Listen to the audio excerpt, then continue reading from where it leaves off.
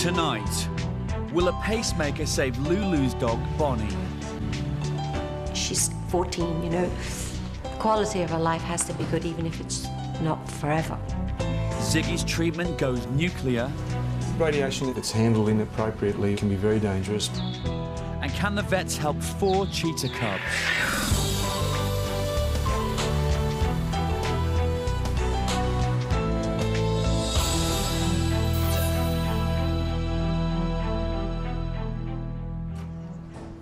The Royal Vet College's top orthopaedic surgeon, Matthew Peed, has been called out to see a litter of cheetah cubs at a local wildlife park.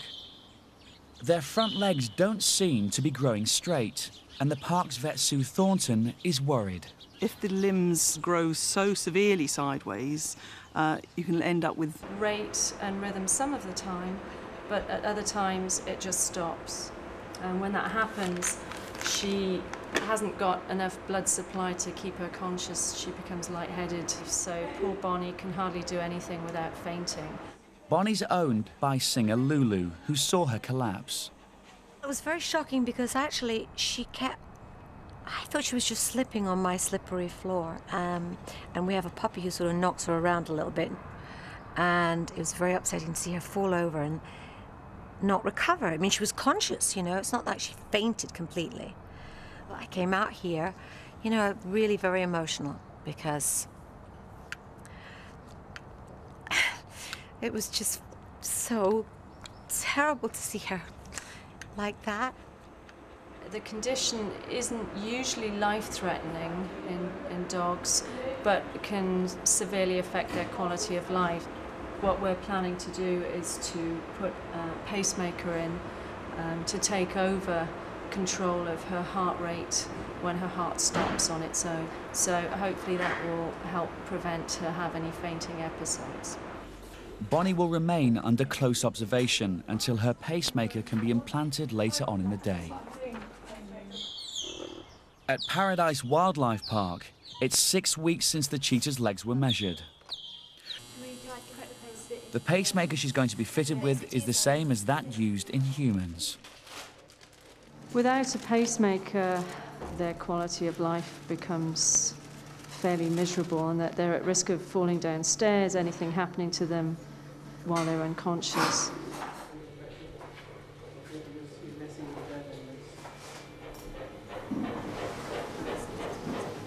Do you want your vascular loops? No, because we're going to use PDS, yeah, okay. Virginia and surgeon Dan Brockman are going to implant the pacemaker. This is the pacemaker. It's got a hole at this end that the end of the lead inserts into. I usually pull it out. The lead, with an electrode on the end of it, will be fed into Bonnie's heart through the jugular vein, one of the main veins in her neck. We've got an 11 blade, please. We need to get into the jugular to get this electrode into the right side of the heart. Once Dan's located the vein, Virginia threads the lead down it into Bonnie's heart. Okay. Can I screen, please? Virginia then checks the electrode is in the right place. Okay, that's all right. Now Dan can implant the pacemaker under the skin in Bonnie's neck. There's the pacemaker, that machine-y looking thing. Okay, that looks fine, thanks. That should be it, yeah. The electrode will detect if Bonnie's heart slows down or stops.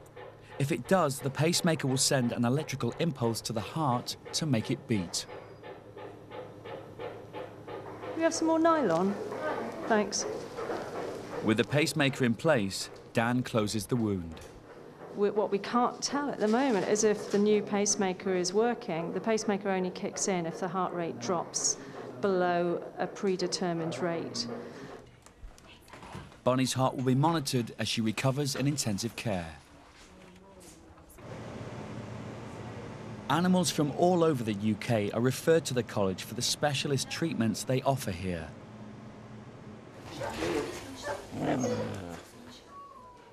Owners Mal and Mick have treated. The vets need to be sure he has no underlying illness. We're on both legs. In 3 days since Bonnie's pacemaker was fitted, but before she can go home, Virginia must make sure it's working properly. Good girl. If I could get some electrodes, that would be great. Okay, so let's try that. So we watch the ECG.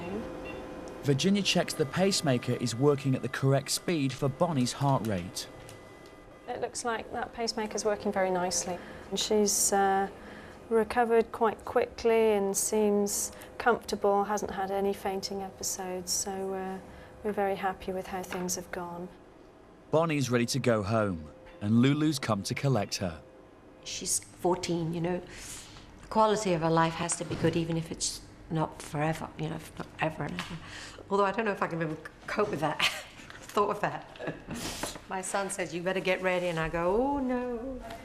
I love putting in pacemakers because they come in collapsing and can really be in quite a bad way, and they go home fixed.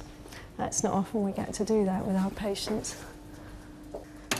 Hey, look who's here! Look who's here! Come on then. Oh, she's slow. She's actually been very bright and bouncy outside. Really? So. No, she doesn't seem it. But I suppose it takes time, huh? Sometimes they're a bit sulky when they first go. Are they sulky? Oh, that's interesting. Bonnie. She's a good girl. Looks like she's cheering up now. Yes, good. Under here, she's got the actual pacemaker itself. Oh, my God. And she mustn't wear a collar anymore. Oh, I was just going to... Never wear a collar? No. Oh, those gorgeous collars are going to go out the window. I'm afraid so. We will want you to check her heart rate every couple of days or so. The best way... Should we pop you up on the table, shall we? Here we go. The best way is to just put your hand on her chest. So if you have... Probably either side is the best. If you put a hand either side, one hand just there, that's it. Can you feel her heart beating? Very regular, yeah, because I mean, when I was holding her last week, it was racing. Now we've got it going at a regular rhythm. It's still possible she might get periods of it racing. And if that happens, we may need to give her extra medications to stop it. And I carry up and down the stairs? That would be the best, if you can manage to do that. You want to go home? Yes. Shall we go home? Yes, but no jumping up. Okay, you're taking me home. Hey, Mama, it's time to go. That's a bit better. There we go. That's much better. Yeah, that's a bit more like you. She's a happy Bonnie, I'm a happy Bonnie. She's ready. Come on. I better go. Thank you very much. Bye-bye. Here, yes, look. Up you go. Thank you. Thank you very much. It's a month since Ziggy was put into isolation. Blood tests have shown the radioactive iodine injection has cured his thyroid problem. Today he's going home, and his owner Mal has come to collect him. He's been missed, and we're worried that he's been very lonely and not having that human contact. So we're a bit worried as to how he's going to react when we see him today. Ah, Zig, hello. Should we take him to and you can get him out? Yes, please. No dogs around. Yes, please. He looks bright as a button. Once the door's closed, Yeah. get him out. Hello, my big boy. Gosh, you are heavy. Hello. Hello. What I've done is I've written down some guidelines of what you need. Next week, a horse called Donnie needs help. Whole bottom jaw is all fractured off and sort of hanging there. Can the vet save Titan, a 2-day-old alpaca? If he won't eat, then we've got to feed him or he'll die very quickly. And will spinal surgery help Tommy walk again? With the dog who's not able to walk at this stage, it's a real emergency and we should do something tonight.